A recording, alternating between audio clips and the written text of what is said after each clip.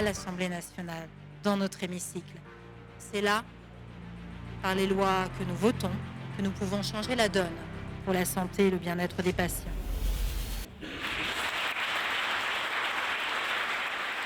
Parce que le cancer est l'affaire de toute la société. Aujourd'hui, 4 millions de nos concitoyens vivent avec ce crabe dont les tumeurs s'agrippent comme des pinces aux cellules. Au-delà des chiffres, il y a des vies sauvées par la science et portées par la solidarité. Je veux ici saluer la mémoire de Clémentine Vergniaud, ancienne journaliste à France Info, dont le témoignage a bouleversé nombre de nos concitoyens. Portons cette humanité avec fierté et détermination. Portons-la pour les patients, pour leurs proches, pour l'avenir. Je vous remercie.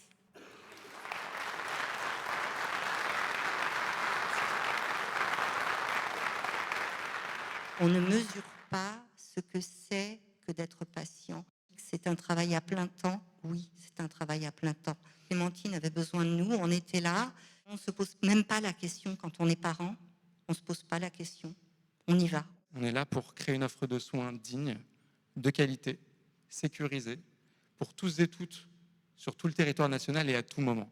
Il faut être à l'écoute et ensuite voir quelles sont les solutions les plus simples qu'on peut apporter et pas toujours avec le médicament miracle qu'on n'a pas, mais simplement s'asseoir sur un lit tard le soir pour dire bon, qu'est-ce que je peux faire, comment est-ce qu'on peut faire mieux. La parole, l'écoute, c'est ce qui est au cœur de la relation de soins. Et donc nous, on était persuadés que l'hôpital, c'était ce lieu où on est, où l'on meurt, où l'on souffre, où on a de l'espoir, où on a de la détresse. Et en fait, il y a une seule chose qui peut permettre de faire face à ces situations de singularité, en fait, c'est l'être humain, c'est le soin. Il faut gérer effectivement la prise en charge de la maladie elle-même. Un vrai message d'espoir si nos jeunes qui viennent derrière nous se forment aussi et ne se forment pas qu'aux techniques médicales, mais se forment aussi à l'humanité de ce qu'il y a derrière tout ça. On se sentait comme dans une famille, c'était un peu notre bulle à nous. Et pour avoir connu l'autre volet, qui est le volet soignant en tant qu'ancienne infirmière, on avait toute l'équipe avec nous, on pouvait discuter, on pouvait en parler.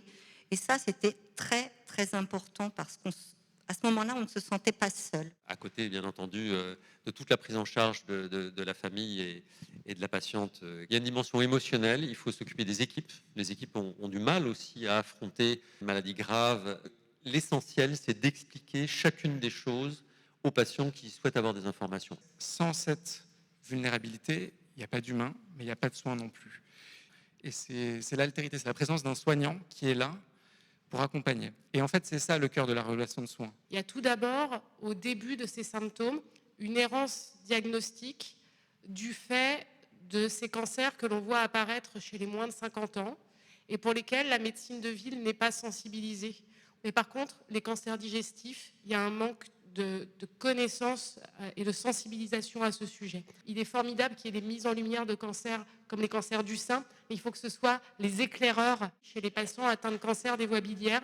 On avait été frappé de voir que plus de 2/3 des patients ne reçoivent aucun traitement. J'insiste sur l'importance du rire, sur l'importance de la vie sociale, de partager, être avec les autres et donner aussi aux autres. Je pense que ça aide à vivre, ça aide aussi à prendre du recul. On n'est pas prêt à tomber malade, mais on n'est jamais prêt à voir son enfant tomber malade. Mon directeur, le cancer, il l'a vécu comme un gros mot, comme quelque chose pour lequel j'allais pas revenir. Je pense qu'il était plus maladroit qu'autre chose, puisqu'après on a réussi à échanger et à m'intégrer de manière assez fluide, bien accompagnée par mes collègues qui m'ont aidé à garder le lien quand j'étais absente, même si j'étais effectivement en forme physique, c'est quand même non sans conséquence sur la fatigue, sur la cognition qui perd un peu de son efficacité. Donc on utilise des post-it, on utilise les collègues, et puis quand on est au travail, on s'imagine pas malade. Mon parcours, en fait, s'est fait en 2 phases. La première phase où je bascule dans un autre monde. Je suis en état de sidération quand j'entends le mot cancer pour la première fois. Et pendant 15 jours, j'entends ablation, j'entends chimiothérapie. Je me rends compte que finalement, je peux aussi être en collaboration avec les professionnels de santé que j'ai en face de moi et que je peux discuter et leur faire comprendre tous les tenants et les aboutissants reparler des bénéfices-risques. On court pour un voisin, on court pour un cousin, on court pour un frère. Et maintenant, on voit que les langues se délient, on lève les tabous petit à petit. C'est très important. C'est très important d'avoir des liens amicaux, mais des liens familiaux aussi. Et c'est très important de pouvoir aider sa famille. L'IA va toucher tous les champs de la médecine, à la fois dans les parcours des patients, mais elle va aussi être un facilitateur pour un certain nombre d'aspects liés à la recherche. C'est à la fois des données sur son histoire, sur ce qu'il ou elle est, c'est des données qui caractérisent ses examens d'imagerie, sa tumeur, mais aussi ses caractéristiques moléculaires. Et c'est là où l'intelligence artificielle va évidemment être extrêmement importante, parce que le nombre fait la capacité à identifier des choses, et c'est ce qu'on a fait avec l'IFUN sur plus de 5000 patients aujourd'hui, à la fois à Gustave Roussy, mais l'idée c'est évidemment de travailler en réseau avec énormément d'autres hôpitaux. On va pouvoir le faire de manière systématique, en temps réel, à très large échelle, et du coup construire des bases de données qui étaient complètement inimaginables avant, et donc avoir un nouvel outil en fait pour découvrir, avoir une puissance statistique bien plus grande pour zoomer sur des cas d'intérêt. Finalement, quand on tombe malade, on change de monde. Ces réseaux sociaux, ces communautés de patients et de proches, en fait, on va se connecter et du coup, on peut faciliter cet échange entre pairs pour se repérer.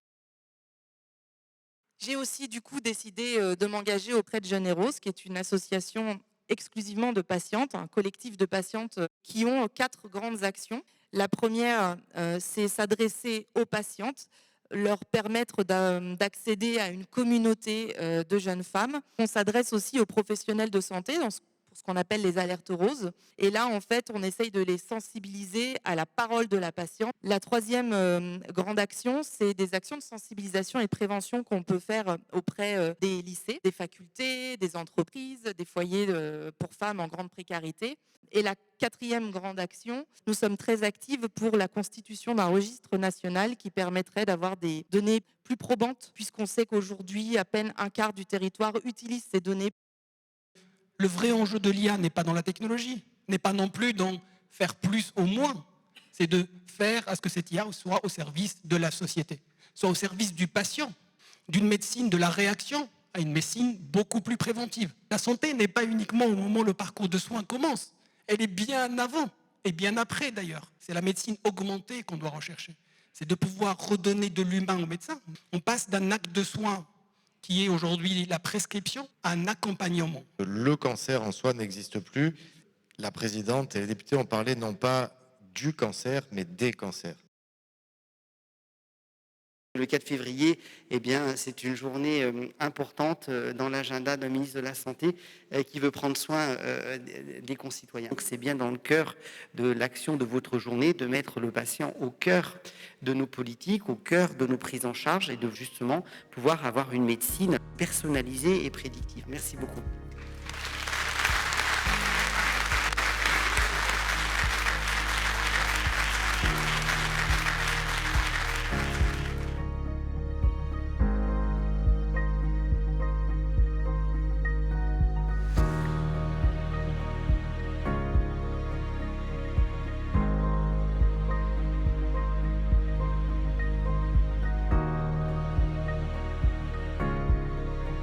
Portons cette humanité avec fierté et détermination.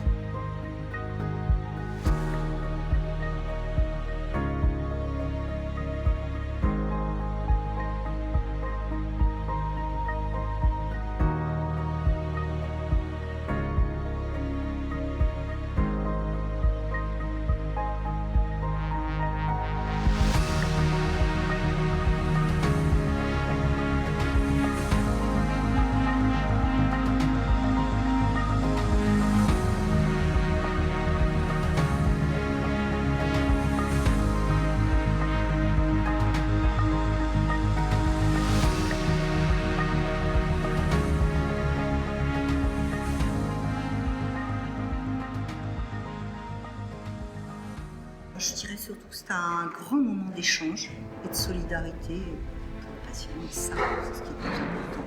Voilà. Après, remettre le patient au centre des choses et ne pas oublier qu'il y a à côté des aidants, de la famille qui ont besoin d'aide aussi. C'est l'énergie qui est ressortie des échanges avec les différents représentants d'associations de patients. Et donc on sent très constructive toutes ces petites initiatives qui sont prises un peu partout sur le territoire et qui nous rappellent c'est quoi le sens vers lequel il faut qu'on tende et c'est quoi les besoins réels. Et du coup, ça nous amène à se dire qu'il y a encore du travail à faire ensemble, entre patients et soignants, et avec les pourvoirs publics aussi, pour pouvoir accompagner toutes ces initiatives qui sont sporadiques en fait jusque-là, et pouvoir avoir des actions qui soient du coup sur tout le territoire et pour tous les patients, où qu'ils soient et dans quelques centres où ils soient traités. Je crois que c'est un rendez-vous important d'être en fait ici tous ensemble. Le cancer, c'est un sujet qui touche tous les Français avec les angles des uns et des autres, que ce soit les politiques, que ce soit les scientifiques, que ce soit les chercheurs, que ce soit les associations, que ce soit les témoignages aussi individuels, on a pu toucher du doigt en fait les priorités à se donner, finalement le travailler tous ensemble, soutenir absolument l'innovation, qu'elle soit thérapeutique mais aussi avec l'IA technologique, puisque toutes ces données qui se développent partout deviennent une vraie matière de recherche qui doit être au service de la relation de soins, de meilleurs essais cliniques. En fait, et ça, le monde de la santé est très propice à créer ça parce qu'on a des données de qualité, une vigilance scientifique et éthique sur comment le faire. Et ça peut véritablement nous aider à garder cette promesse d'un système de santé accessible à tous, mais plus équitable, où on va pouvoir mieux repérer de la prévention au traitement, à l'accompagnement, les personnes qui ont le plus besoin avec la meilleure équité possible. Moi, je pense que c'était pas facile dans cette conférence-là de pouvoir allier cette dimension très émotionnelle, très humaine qu'on a entendue à travers un certain nombre de témoignages qui racontent des vies, qui racontent des expériences parfois un peu malheureuses avec effectivement un impact très très fort sur l'humain, et puis rebondir derrière pour parler de technologie, d'IA, de ce qu'elle apporte. C'est vrai que c'était ça le plus difficile, hein. C'est un grand écart entre la machine et ce qu'elle apporte et puis les questions d'ordre humain. Mais voilà, je pense que finalement on a réussi à pouvoir peut-être rapprocher un peu les deux, de montrer que l'IA, même si ça peut être considéré comme plutôt un oxymore, l'IA pourrait contribuer à l'humanisation finalement, mais bon, il va falloir quand même expliquer ce que c'est, accompagner les gens, parce qu'on a entendu un certain nombre de réticences, ce qui est tout à fait normal, hein. C'est l'histoire de l'humanité, à chaque fois qu'il y a une technologie qui naît, il y a une certaine réticence, il y a une certaine résistance, donc il y a tout un travail très très important sur l'acculturation et l'accompagnement.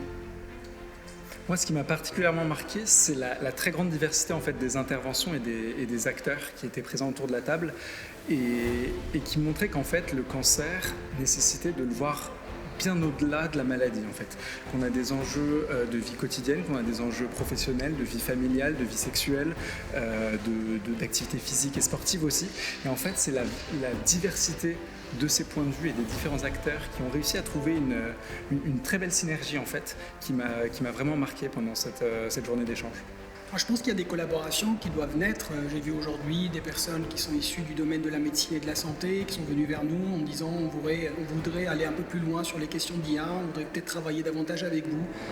Je le disais tout à l'heure, il faut un peu plus d'interdisciplinarité, d'hybridation, il faut casser ces frontières disciplinaires et pouvoir accompagner l'émergence d'une médecine augmentée par la puissance de la technologie, mais qui reste humaine. Et l'IA est une question d'abord sociétale et humaine. Et je pense que cette approche qu'on a, combinée avec tout savoir-faire qu'on a en France dans le domaine de la santé, pourrait être très très pertinente. Et cette journée a permis en tout cas de créer ces liens-là, a permis sans doute d'entendre des points de vue un peu différents. Et j'espère que ça va nous rapprocher dans l'avenir au service du patient finalement. Moi, ce que j'ai gardé en tête, c'est la nécessité de repenser complètement nos organisations, en fait. On est dans des organisations qui sont parfois confortables, où on est habitué à discuter et décider entre administratifs et médecins.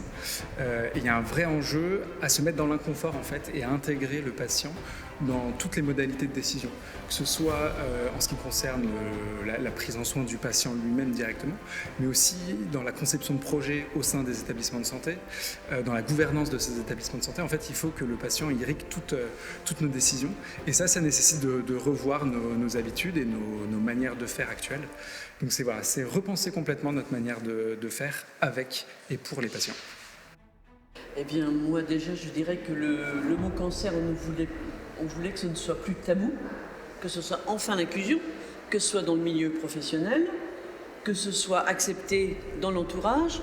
Donc c'est tout l'accompagnement, que l'on voulait travailler, et puis, avec les soignants, qu'on puisse utiliser l'intelligence artificielle pour pouvoir valoriser et plus rapidement avoir accès à une meilleure médecine adaptée. Je tenais à dire aussi, c'est que nous sommes le 4 février, donc la journée mondiale de lutte contre le cancer. Donc il était important, et moi je remercie beaucoup la présidente de l'Assemblée, il était important qu'on montre que l'Assemblée nationale, quand même, qui est la représentation de tous les Français, se préoccupe aussi de ce sujet majeur.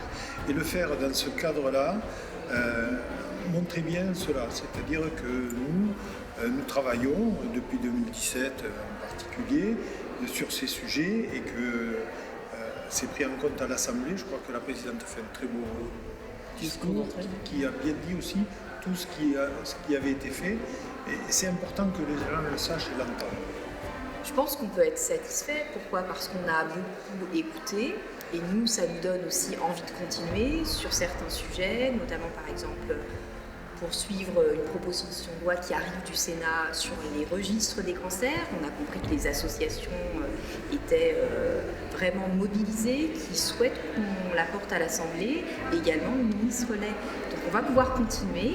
On a déjà voté des lois pour mieux accompagner, que ce soit les enfants, les parents dont les enfants sont atteints de cancer, que ce soit les femmes qui ont besoin d'avoir des soins de support bien adaptés. Et là, on pourra continuer, par exemple, par une proposition de loi qui émane du Sénat pour avoir des registres des cancers et donc mieux prévenir et mieux soigner sur tous les territoires. Donc c'était l'occasion, avec une journée clé, en une seule journée, de traiter l'ensemble des informations sur les cancers. Et on n'a pas fini de tout traiter parce que c'est un sujet immense et on espère bien l'an prochain recommencer.